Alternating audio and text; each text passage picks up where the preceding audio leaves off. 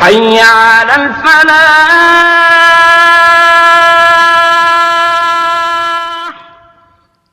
اچھا سر، میں ایک اور سوال کرنا چاہ رہا ہوں جی کہ مجھے کہہ رہے تھے کوئی کشف المحجوب میں لکھا، بلکہ میں نے بھی پڑھا ہے کہ رسول اللہ صلی اللہ علیہ وسلم کی نظر جو ہے نا کوئی ایسی جگہ پڑ گئی تھی جہاں نہیں پڑنی چاہیے تھی. ہاں ہے اس طرح کا ایک واقعہ.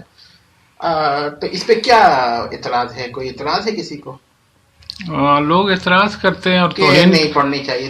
اصل میں بات یہ ہے کہ کشف المحجوب میں یہ ہے، پہلے تو یہ دیکھ لیں کہ کشف المحجوب کے جو مصنف ہیں حضرت داتا گنج بخش رحمۃ اللہ علیہ، بڑے عالم تھے، اور کشف المحجوب ایک علمی کتاب ہے، اس میں بہت ساری علمی باتیں ہیں. اگر عشق کی تعریف دیکھیں تو بہت زیادہ ہے، اسی تعریف میں نے نہیں دیکھی جیسے انہوں نے کی. اب یہ سوال پیدا ہوتا ہے یہ واقعے پہ لوگوں نے اعتراض کیا کہ انہوں نے یہ واقعہ جو ہے کہ رسول اللہ صلی اللہ علیہ وسلم کی نظر حضرت زینب کے بارے میں ہے کہ ان پہ پڑ گئی. اس طرح یہ اور بھی کتب میں بھی آتی ہے، صرف کشف المحجوب میں نہیں ہے. اور کشف المحجوب میں یہ بات صرف ہوتی اور کسی اور کتاب میں نہ ہوتی تو ہم یہ کہہ دیتے کہ سر یہ بھائیوں یہ جو ہے نا روایت جو ہے یہ بالکل ہی خطرناک ہے، یہ اور کتابوں میں بھی ہے.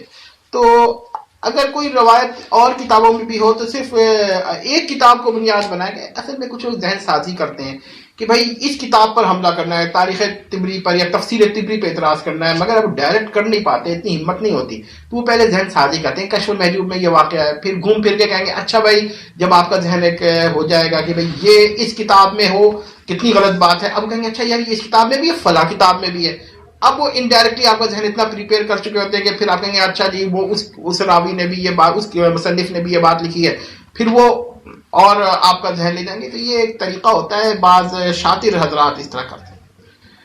اب میں آپ کو جنہوں نے یہ کشف المحجوب پہ اعتراض کیا ہے تو پہلے تو یہ دیکھیں کہ رسول اللہ کی نظر جہاں بھی پڑی ہوگی نا وہ ایک نبی کی نظر غیر نبی پہ پڑی، تو غیر نبی کا ایکسپوز ہونا تو اتنا بڑا مسئلہ نہیں ہے. اس سے مستند روایات، بالکل مسلم روایت میں یہ واقعہ ہے کہ حضرت موسیٰ علیہ السلام جو تھے ایک دفعہ غسل فرما رہے تھے اور برہنہ ہو کر، کیونکہ ہمارے وہ رواج ہے کپڑے پہن کے کرنے کا، وہاں پہ یہ رواج نہیں تھا. اب دیکھیں رواج کی بات ہے تو پہلے تو کوئی اعتراض کر سکتا ہے دیکھیے جی فلاں آپ کی فلاں کتاب کا نام نہیں لینا چاہتا قصدن تاکہ آپ کا ذہن میں آئے، لیکن کتاب بڑی مستند ہے اور واقعہ بھی بالکل ٹھیک ہے، اس پہ ہمارا اعتبار ہے، یقین ہے. لیکن کیا ہے کہ مسئلہ سمجھیں کہ اس کتاب میں کہ بھئی وہ حضرت موسیٰ علیہ السلام کپڑے اتار کے نہا رہے تھے، اب پتھر نے ان کا کپڑا لے کر بھاگنا شروع ہو گیا. اب یہ پتھر کیوں لے کے بھاگا؟ یہ اللہ کا معجزہ تھا. لیکن آپ دیکھیں کہاں تک بھاگا، حضرت موسیٰ اس کے پیچھے بھاگتے رہے یہاں تک کہ سب کے سامنے حضرت موسیٰ برہنہ نظر آئے. اور انہوں نے، لوگوں کا ایک شبہ ہوتا تھا کہ بھائی حضرت موسیٰ میں نعوذ باللہ یہ عیب ہے، تو انہوں نے اپنی آنکھوں سے دیکھ لیا کہ حضرت موسیٰ میں وہ عیب نہیں ہے. لیکن اس کا مطلب ہے برہنہ حضرت موسیٰ کو غیر انبیاء عام لوگوں نے دیکھا، تو حضرت موسیٰ کی توہین ہوئی کہ نہیں ہوئی؟ اب آپ کہتے ہیں ہوئی تو آپ منکر حدیث ہو گئے، اور اگر نہیں ہوئی تو پھر یہ تعویل بھی یہاں بھی کوئی تعویل کر لیں. تو یہ دیکھیں کہ بات یہ کہ یہ ذہن سازی ہے جس میں آپ کو یہ پتہ چل گیا کہ رسول اللہ کی نظر مبارک کسی خاتون پہ پڑ گئی. اب آپ کہیں گے ہاں یہ تو بڑی گستاخی ہو گئی، پھر وہ کہے گا اچھا بھائی دیکھیے فلاں کتاب میں، مطلب بخاری شریف میں، یا میں فلاں کتاب کا نام نہیں لینا چاہ رہا تھا، تو وہ دیکھیے اس میں بھی اس قسم کی کوئی روایت ہے. اب حضرت موسیٰ علیہ السلام کی جو روایت میں نے ابھی بیان کی ہے وہ دیکھیے عام لوگوں کی نظر کہاں پڑی؟ حضرت موسیٰ کے جسم پر، اور کون سے حصوں پر؟ جو پوشیدہ رہتے ہیں. تو یہ تو ان کی توہین ہوئی کہ نہیں ہوئی؟ اب آپ کہیں گے ہاں بھائی یہ تو حضرت موسیٰ کی توہین ہو گئی، تو آپ کا ذہن کشف المحجوب سے منتقل کر دیا اس نے فلاں کتاب پر. تو میری بات یاد رکھیے کہ اس طرح کے لوگوں پہ یوں بحث نہیں ہوتی. ان سے کہیے پہلے سند دیکھیں، اگر سند ضعیف ہے تو ریجیکٹ کر دیں، اور اگر سند مضبوط ہے تو ایکسیپٹ کر لیں.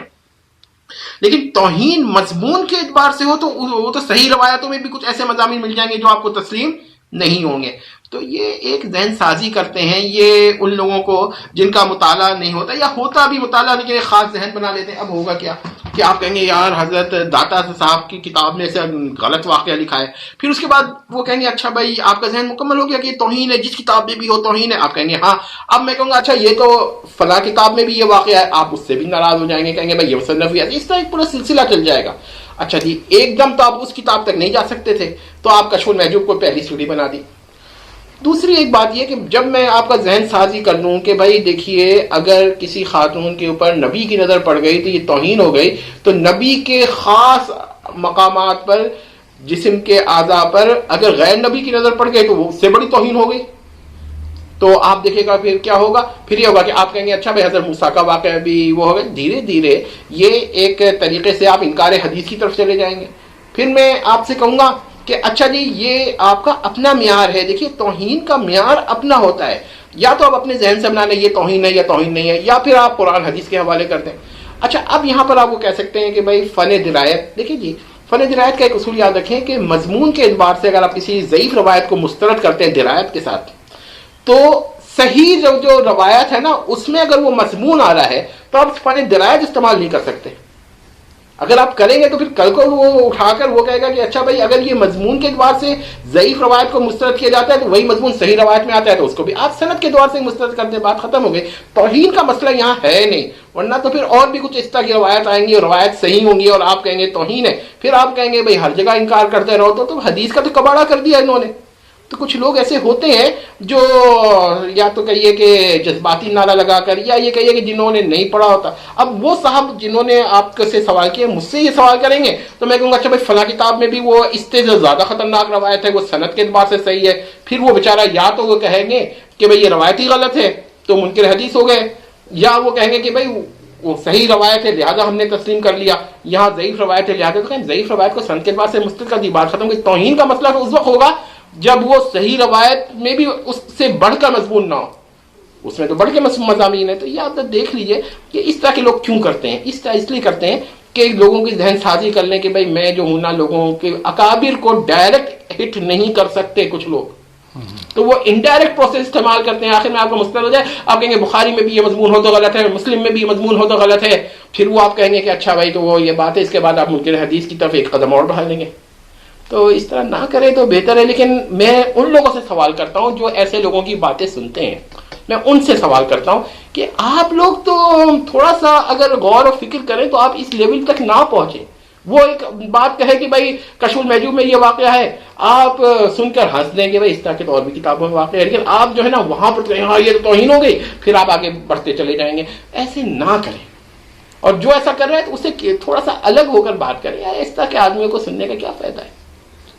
بہرحال یہ ہے کہ آپ ایسے لوگوں کو خاموش تو کسی طرح نہیں کرا سکتے، لیکن یہ کر سکتے ہیں کہ آپ جو ہے اپنی بات ایسی کریں کہ وہ لوگ جو ان پر اعتبار کر رہے ہیں تو وہ یہاں آئیں کہ وہ ہمیں بھی سنیں اور ہم ان کی اصلاح کریں.